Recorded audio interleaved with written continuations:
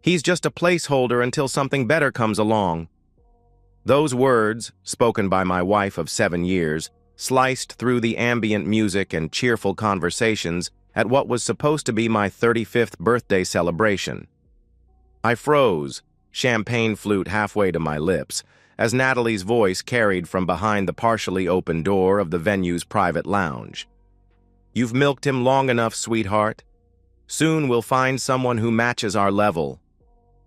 That acidic encouragement came from Lorraine, my mother-in-law, whose approval I'd foolishly sought for nearly a decade. I should have stormed in there, confronted them both, and created the kind of scene that would have made everyone uncomfortable. Instead, I gently pushed the door closed and walked back to my guests with a practiced smile that hid the collapsing universe inside me. Because you see, I already knew, and they had no idea what I had set in motion.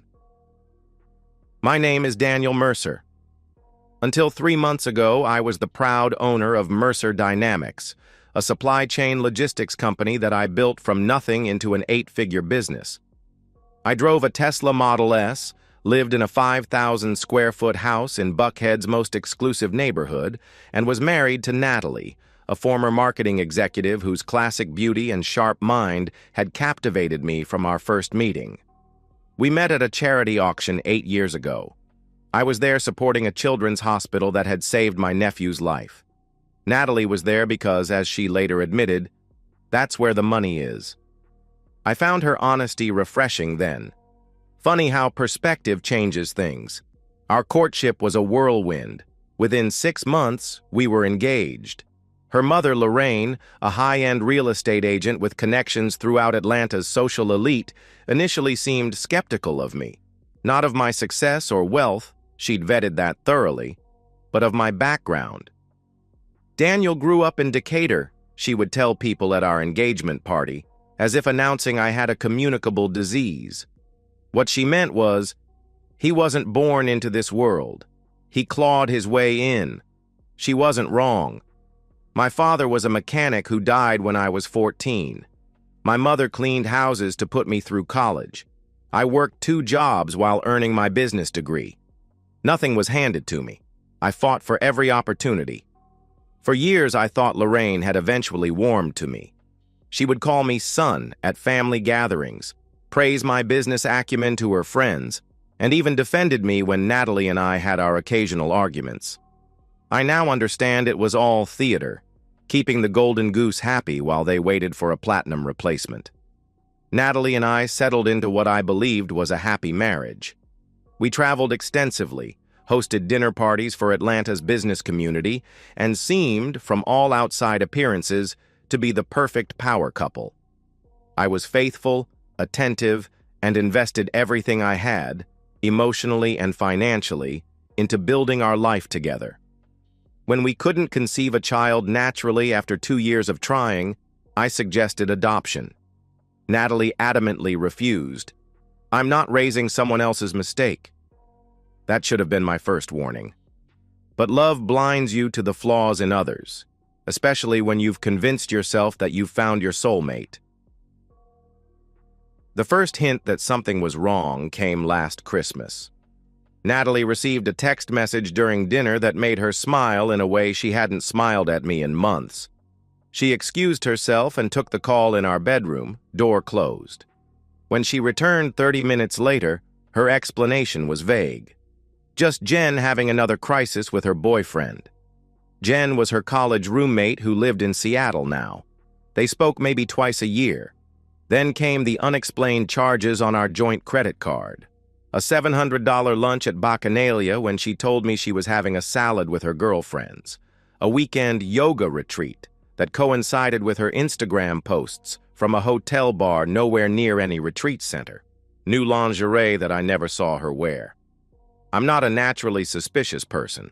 I trusted Natalie implicitly, but I'm also not a fool.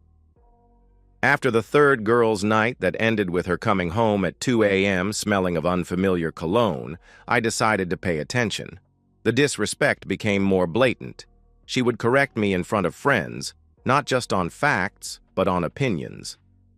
"Daniel thinks cryptocurrency is the future," she'd say with an eye roll. But he also thought that juicing company was a good investment.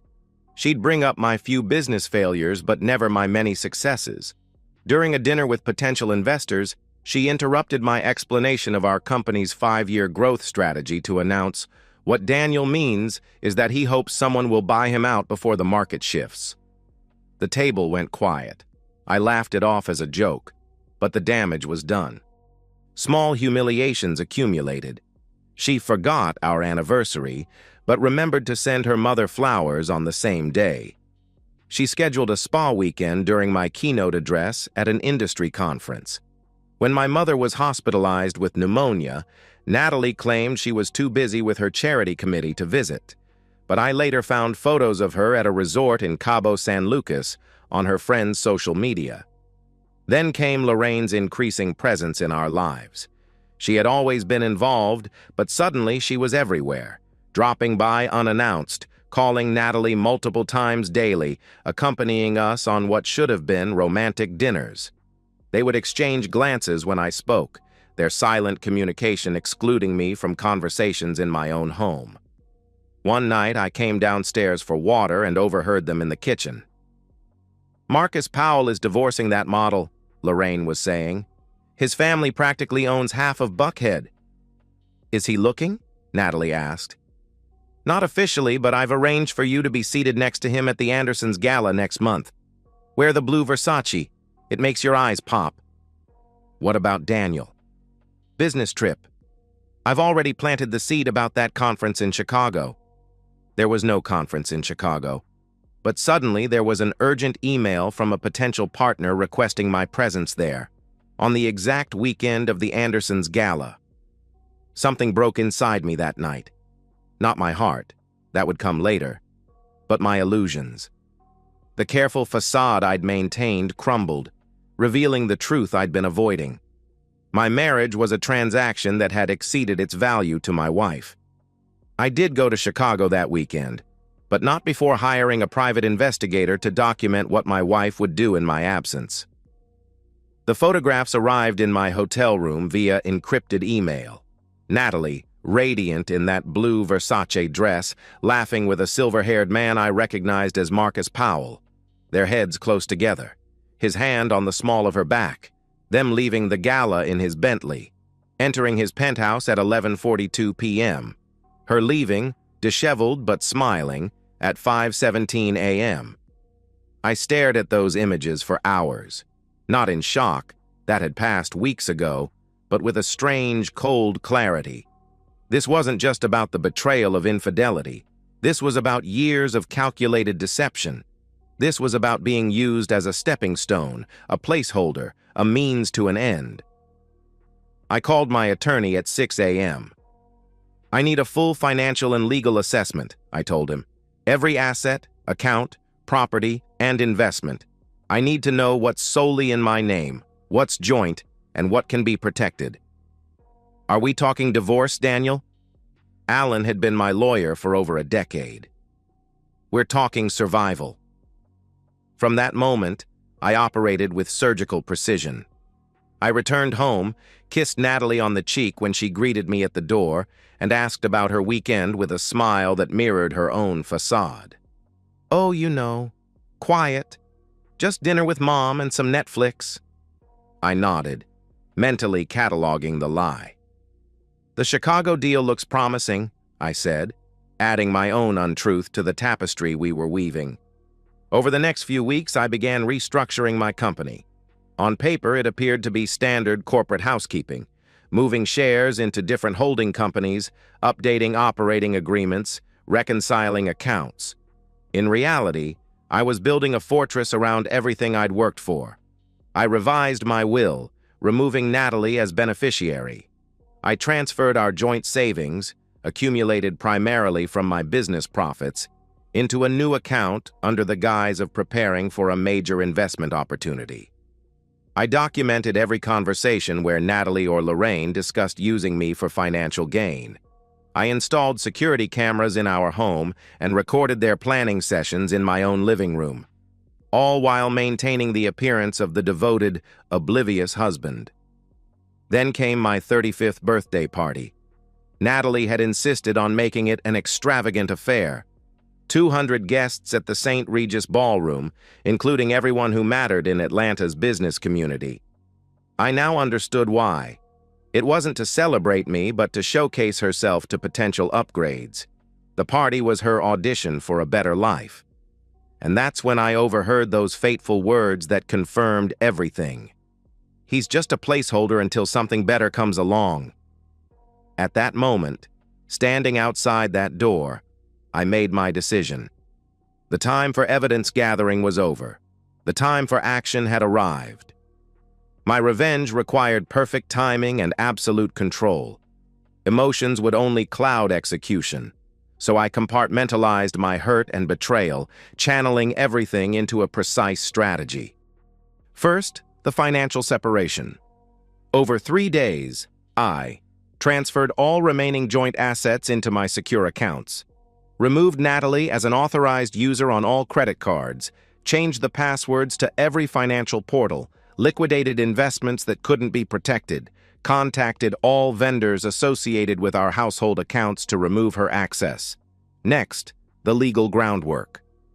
Working with Alan and his team, I filed for divorce, citing adultery and fraud, prepared a comprehensive dossier of evidence, located the prenuptial agreement Natalie had signed, which included an infidelity clause that left her with nothing, drafted a separate civil suit against Lorraine for conspiracy and interference with contractual relations, secured temporary protective orders, preventing both of them from entering any of my properties or contacting my business associates.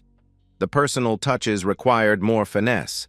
I changed the locks and security codes on our home, arranged for the lease termination on Natalie's Mercedes, which was in my company's name, notified our household staff that their employment would continue, but they would report only to me, contacted the board of each charity Natalie chaired, resigning her position due to personal matters, arranged for a security team to monitor our property. The most satisfying preparation, however, was for Natalie's spa weekend, which my private investigator confirmed was actually a getaway with Marcus Powell to his lake house. I had 3 days of uninterrupted time to set my plan in motion. I knew exactly when she would return. I knew exactly what she would find, and I knew exactly how her world would collapse. On the 3rd day of Natalie's absence, I sat in my home office watching the security camera feed. The time was 4:17 p.m. when her Uber pulled into our circular driveway. She looked refreshed, glowing even, the radiance of a woman who believed she was successfully juggling multiple lives. The first sign of trouble came when her key wouldn't work in the front door. I watched her try repeatedly, frustration building, before she rang the doorbell. No answer, of course. I had instructed the staff to take the afternoon off. She called my cell phone. I let it go to voicemail. After 20 minutes of increasing panic, trying every door, peering through windows, calling me repeatedly, she called her mother. 15 minutes later, Lorraine's Lexus screeched into the driveway. Their animated conversation outside my front door was captured perfectly by the doorbell camera. Lorraine suggested they go to her house to figure this out. As they turned to leave, a courier van pulled up. "Natalie Harrison Mercer?" the delivery person called out. "Yes?" "Legal documents for you and Lorraine Hatcher. Please sign here." The look on Natalie's face as she opened the large envelope was worth every second of the pain she had caused me. Pure, unadulterated shock followed by dawning horror as she flipped through the first few pages. Lorraine grabbed the documents, her face reddening as she scanned the contents. "This is outrageous. He can't do this." But I could, and I had. They retreated to Lorraine's car, documents in hand, both on their phones, presumably calling their lawyers. The show was just beginning. Phase 2 unfolded exactly as planned. While they were meeting with Lorraine's attorney, Natalie's credit cards were declined as she attempted to pay the legal retainer. Her debit card also declined. Lorraine had to cover the full amount, the first of many financial burdens she would assume. When they left the lawyer's office, they found a repo company removing Natalie's Mercedes from the parking lot. The scene they created, Natalie screaming at the impassive repo men while Lorraine filmed on her phone, threatening lawsuits, was witnessed by several of her social circle exiting a nearby restaurant. By nightfall, Natalie's phone was exploding with notifications. The private investigator's photos of her weekend tryst had mysteriously appeared on social media. Marcus Powell, married despite his pursuits, was already issuing denials and had blocked her number. Friends were texting for explanations. The president of her most prestigious charity board had emailed requesting her immediate resignation. The next morning, my attorney provided her attorney with the complete evidence package. 300 pages documenting years of calculated deception, conspiracy, and infidelity.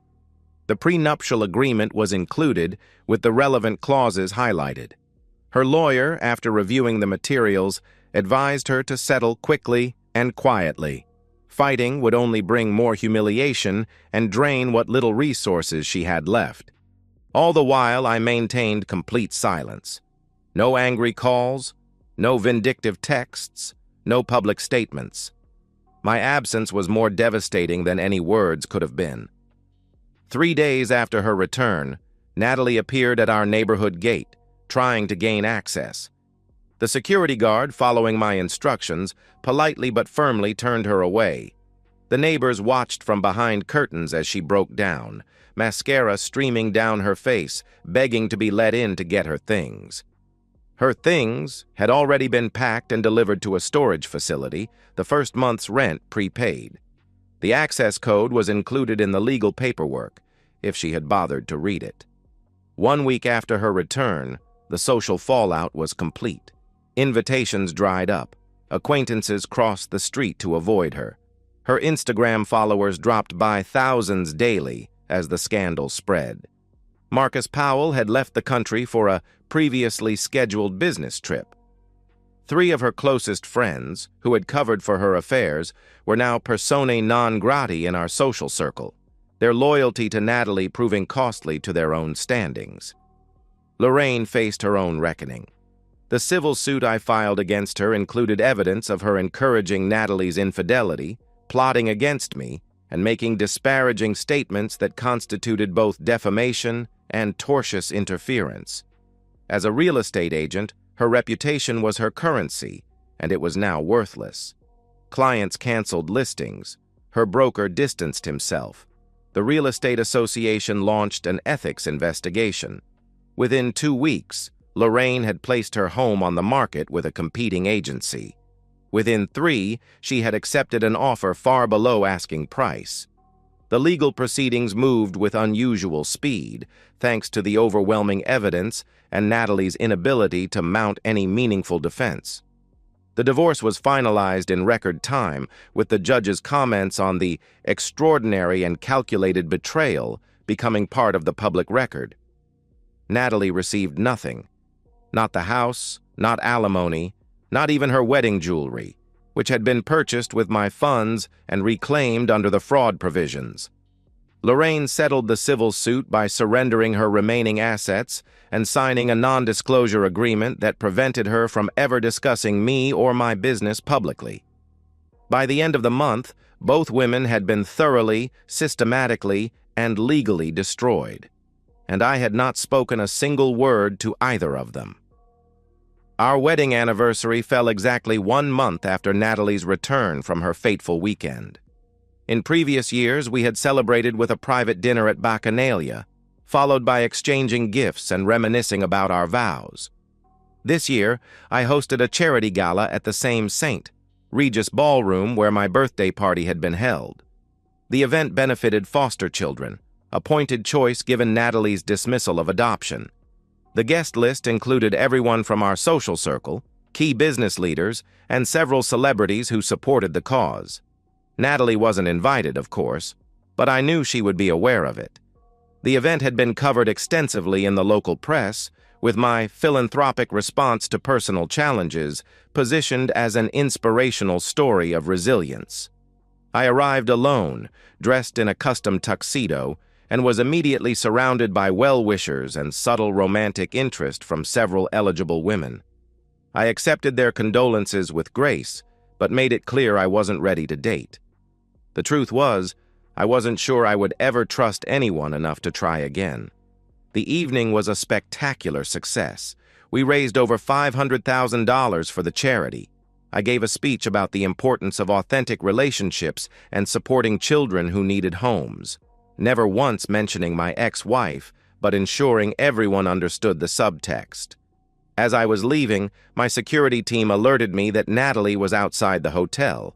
She had been there for hours, watching guests arrive, standing across the street in a cheap dress, a far cry from her usual designer wardrobe. Her hair was pulled back in a simple ponytail, her face bare of the expensive makeup she once couldn't live without. For a brief moment, I considered acknowledging her, walking over, perhaps even exchanging a few words. Instead, I stepped into my waiting car without looking in her direction. Later that night, as I sipped bourbon on my terrace overlooking the Atlanta skyline, my phone buzzed with a text from an unknown number. "Please, Daniel, can we talk? I've lost everything." I blocked the number without replying. Because the truth was, she hadn't lost everything. She had thrown it away. The life we could have built together. The trust I had given her. The love that had been real, at least on my side. Some betrayals can't be forgiven. Some wounds don't heal. Some people don't deserve second chances. My mother called the next day, concerned about the news coverage. "Are you okay, honey?" she asked, her voice carrying the warmth that had sustained me through every challenge of my life. "I'm getting there," I told her honestly. "You know, revenge might feel good now, but eventually you'll need to let go. For your own sake." She was right, of course. The revenge hadn't filled the void left by Natalie's betrayal. It hadn't repaired my ability to trust. It hadn't made me whole again. But it had delivered justice. It had restored balance to a universe where she and Lorraine thought they could use and discard me without consequences. It had demonstrated that I wasn't a placeholder. I was the prize they had foolishly discarded. 6 months later, I sold Mercer Dynamics for $95 million. I donated a significant portion to organizations supporting children aging out of foster care and invested the rest. I bought a house on the coast, started writing the book I'd always wanted to write, and slowly rebuilt my capacity for joy. Occasionally, news of Natalie or Lorraine would reach me. Natalie working as a sales associate at a mid-tier department store, Lorraine moving to Florida to live with her sister. Their spectacular fall remained a cautionary tale in Atlanta social circles. I never spoke publicly about what happened. I never needed to. The evidence spoke for itself, and my silence communicated more than recriminations ever could. On what would have been our 10th anniversary, I received a letter from Natalie, forwarded through my attorney, as she still didn't have my address. It contained an apology, explanations, pleas for forgiveness, and a request to meet. I read it once, then placed it in a drawer alongside the only photograph of her I had kept. Our wedding day, when I had believed in forever. Maybe someday I would respond. Maybe someday the anger would fade enough to allow closure. Maybe someday I would want to hear what she had to say. But not today. Today, I was no one's placeholder. I was simply, finally, free. And that's the end of today's story. If you enjoyed it, please give this video a thumbs up and drop a comment below. Your support helps the algorithm push my content further. If you're new to the channel, don't forget to hit that subscribe button. It really helps me keep creating more stories for you. Thanks for watching, and I'll see you in the next one.